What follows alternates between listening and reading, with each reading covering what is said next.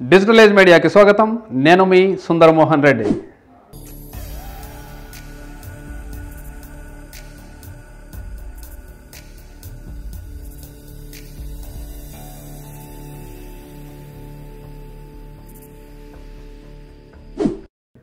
శరణు శరణన్న కరుణించని Ayyappa. 2018 September 17న supreme court ఒక సంచలనాత్మక తీర్పును వెలువరించింది. కేరళ శబరిమల అయ్యప్ప స్వామి దర్శనానికి సంబంధించిన ఈ తీర్పును మొదట బీజేపీ సహా కాంగ్రెస్ మరియు ఇతర పార్టీ వారు కూడా స్వాగతించారు. కానీ కొందరు అయ్యప్ప భక్తులు సుప్రీంకోర్టు తీర్పు అయ్యప్ప ఆలయ సంప్రదాయాలకు విరుద్ధంగానూ ఆలయ నియమాలను భంగపరిచేదిగానూ ఉందని బహిరంగంగా తమ నిరసన తెలిపారు. దీంతో బీజేపీ ప్లేటు ఫిరాయించి నిరసనకారులకు మద్దతు తెలిపింది. కాంగ్రెస్ కూడా రాజకీయ ప్రయోజనాల దృష్ట్యా దీనికి వంత పాడటం వల్ల విషయం మరింత జటిలమైంది. అన్ని వయసుల స్త్రీ పురుషులు అయ్యప్పను దర్శించుకోవచ్చు అన్న సుప్రీంకోర్టు తీర్పు మేరకు భూమాత బ్రిగేడియర్ అను సామాజిక సంస్థకు చెందిన తృప్తి దేశాయ్ మరియు కొందరు మహిళలతో కలిసి మకర విలక్కు పూజకు హాజరవదలుచుకున్నారు. అయితే వివిధ ప్రాంతాల నుండి హిందూ మత సమర్థకులు మరియు అయ్యప్ప భక్తులు శబరిమల చేరుకొని తీవ్రంగా నిరసన తెలుపుతూ దర్శనానికి వచ్చిన మహిళలను అడ్డుకోవడం ఉద్రిక్త పరిస్థితులకు దారితీసింది. ఈ తోపులాటలో అనేక మంది మహిళలు సహా అయ్యప్ప భక్తులు అరెస్టు చేయబడ్డారు. వాస్తవంగా వ్యక్తిగతమైన నమ్మకాలు, మతపరమైన విశ్వాసాలకు మరియు రాజ్యాంగ నిబంధనలకు వివాదం ఏర్పడినప్పుడు రాజ్యాంగ నిబంధనలే చెల్లుబాటవుతాయని న్యాయ నిపుణులు పేర్కొంటున్నారు. అంతవరకు సరే, కానీ సమస్యల్లో సుప్రీంకోర్టు తీర్పును అన్వయించుకోవడంలోనూ వ్యాఖ్యానించడంలోనూ స్పష్టత లేకపోవడం కారణంగా కేరళలో అయ్యప్ప స్వామి దర్శనానికి సంబంధించిన గందరగోళ స్థితులు ఏర్పడ్డాయి. ఈ సందర్భంగా బీజేపీ ఎంపీ మరియు నటుడైన శ్రీ తులసి అయ్యప్ప దర్శనానికి వచ్చిన మహిళలను 2 ముక్కలుగా నరికి రాష్ట్ర కేంద్ర ప్రభుత్వాలకు పంపిస్తామని ఉద్ఘాటించడం పరిస్థితిని మరింత సంక్లిష్టం చేసింది.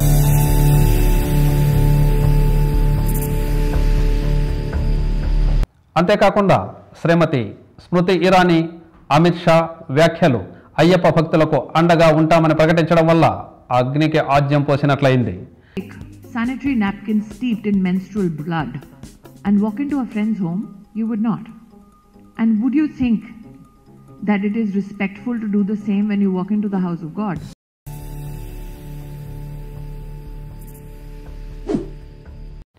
ఈ నేపథ్యంలో అయ్యప్ప ఆలయ చరిత్రను గమనించినట్లయితే 1991 వరకు కూడా తిరువన్నూరు సంస్థానంలోని రాజకుటుంబీకులందరూ కుటుంబ సమేతంగా స్వామిని దర్శించుకునేవారని తెలుస్తోంది. 1991 వరకు ఆలయ ప్రాంగణంలో సినిమా షూటింగ్లు జరిగేవని, అన్ని వయసుల స్త్రీలు పురుషులు కూడా అయ్యప్పను దర్శించుకునేవారని తెలుస్తోంది. అంతెందుకు గత 30-40 సంవత్సరాల వరకు కూడా స్థానిక ప్రజలు మాత్రమే దర్శించుకునేవారు. తరువాత కాలంలో శబరిమల ఒక పర్యాటక తీర్థంగా ప్రాచుర్యంలోకి వచ్చింది. స్వామిని దర్శించుకునే వారి సంఖ్య పెరిగింది.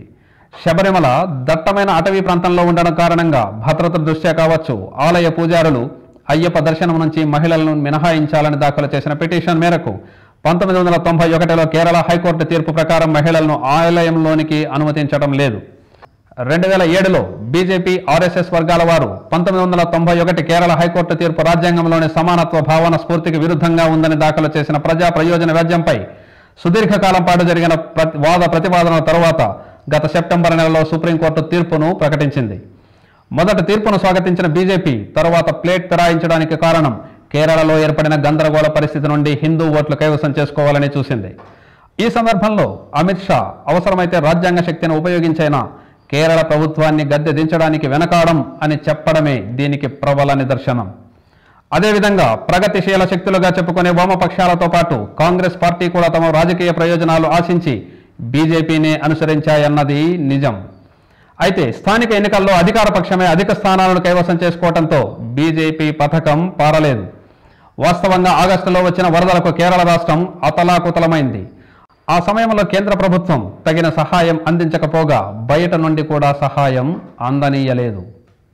అయినా సరే కేరళ ప్రభుత్వం తీసుకున్న పునరావాస చర్యలు ప్రశంసలు అందుకున్నాయి.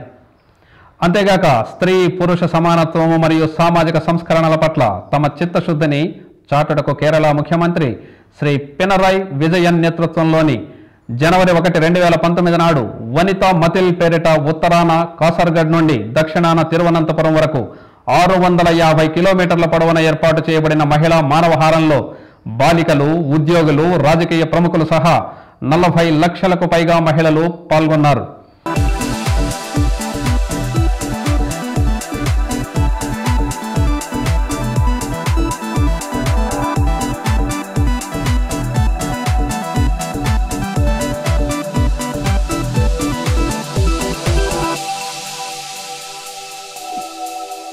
ట్రాఫిక్ ఎటువంటి ఆటంకం కలగకుండా మానవ మహాకుడ్యం నిర్మించి బలవంతపు సంప్రదాయాల నుండి రాష్ట్రాన్ని కాపాడతామని ప్రతిజ్ఞ చేయడం గమనార్హం. కనుక ఏమాత్రం సామాజిక సంక్షేమానికి తోడ్పడని విధంగా కేవలం తాత్కాలిక రాజకీయ ప్రయోజనాల దృష్ట్యా చేసే తాంత్రిక చర్యలు ఏవైనా సుస్థిర ప్రతిఫలాన్ని ఇవ్వవు అనేది నిప్పును తాకితే కాలుతుందనేంత నిజం. కాబట్టి భక్తి విశ్వాసాలు ప్రజల వ్యక్తిగత విషయాలు, సామాన్య ప్రజల ఆచార సంప్రదాయాలు, మత విశ్వాసాలే బలహీనతగా చేసుకొని ప్రజా సంక్షేమం కంటే తమ రాజకీయ ప్రయోజనాలే లక్ష్యంగా స్వార్థపర శక్తులు ప్రజలలో అనైక్యత సృష్టించడం ద్వారా సమాజం అంధకార యుగంలోనికి నెట్టివేయబడుతుంది. ఇది చరిత్ర చెబుతున్న నిజం. ఈ చారిత్రక సత్యాల నుండి గుణపాఠాలను నేర్వడం, నిత్య చైతన్యం పొందడం జన బాహుళ్యానికి శ్రేయస్కరం. ఈ వీడియో మీకు నచ్చినట్లయితే లైక్ బటన్ క్లిక్ చేయండి. మరిన్ని వీడియోలను పొందడానికి దయచేసి సబ్స్క్రైబ్ చేయండి.